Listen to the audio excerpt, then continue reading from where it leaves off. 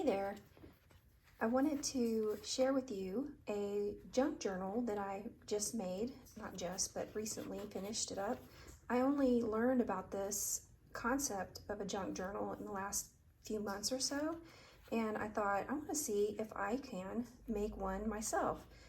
Now, if you are new to the concept of a junk journal, the idea is that you create this book, this whole thing here, with items you already have in your home, or junk. So this journal I made with a Arm & Hammer baking soda box. So after the box was empty, I simply cut off the top, the bottom, and one of the sides, and it pretty much looked like a book already, except it was ugly because it was Arm & Hammer logo, whatever. So you obviously cover it up, put in some pages and bind it, and voila, you have a junk journal.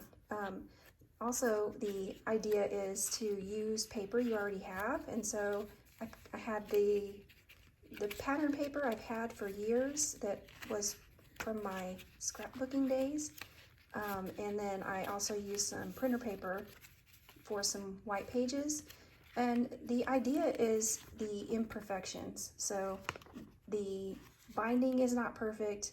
I don't have equal pages in my signatures here. I just learned that that's what that is. These little sections of pages, those are called signatures. And each of these are bound with a string that was sewn in, basically. You take your little awl and you make holes for your needle to pass through a little easier. So this needle I would thread with this waxy thread here that I got. This whole kit here actually came from Amazon for about $7. It wasn't very much at all. Came with 2 bone folders. I don't know where my other one got off to, but these are to, flatten out your creases or anything you're gluing down, get it good and adhered. So came with 2 bone folders, like I said, all the needles and the thread. And this was just the easiest thing in the world to do. Just poked holes. I know I didn't do this in a sort of traditional bookbinding way, and I didn't care because it's a junk journal. It's junk, it's imperfect, and that is exactly what I love about it. So put together several of these signature sets and then wrapped the string around, tied it into little knots, and because this is a waxy string, the knots were not holding very well, so I decided to make a sort of little art piece in and of itself up here with some hot glued that down, and so left the strings showing instead of covering it up, which is I think in normal bookbinding in this way it typically gets covered up, but I just chose to leave it because I liked it. So you could see all the little pages. Now the jury is still out as to whether or not I'm going to like having these tiny pages.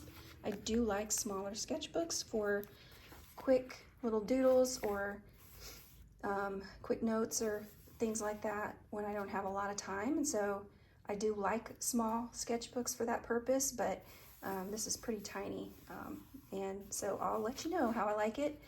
In reality though, this book is, I did decide I was going to give it to a friend of mine, and the second book that I'm going to make, the next book I'm going to make, I will record the process. So let me know if that's something you are interested in, because maybe it'll motivate me to get it recorded and created quicker. But leave me a note in the comments if that's something you'd be interested in seeing.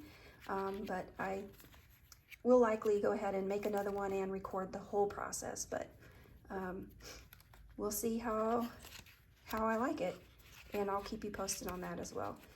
If you're curious as to what this is, I just stuck in a little bookmark for my friend. It's a magnetic bookmark that I've had forever, and I think I got these at a grocery store on clearance, and I want to say they were like maybe 20 cents for 4 of them, so I bought several a long time ago. So that's that. Everything else was paper I already had. I didn't have to buy anything new, except this outer paper here is a handmade paper that I recently bought like maybe a month ago. So that's the only relatively new thing. Everything else is stuff I've had. And of course the awl and the strings is new, but $7, can't beat that. And have a cute little junk journal. Now, I think that's all I wanted to say about that. Leave me a comment if you think you might make one, or if you have made one, if you've got some tips for me for my next one. I would really appreciate that. And also remember to give me a like and a subscribe if you haven't already. Thanks.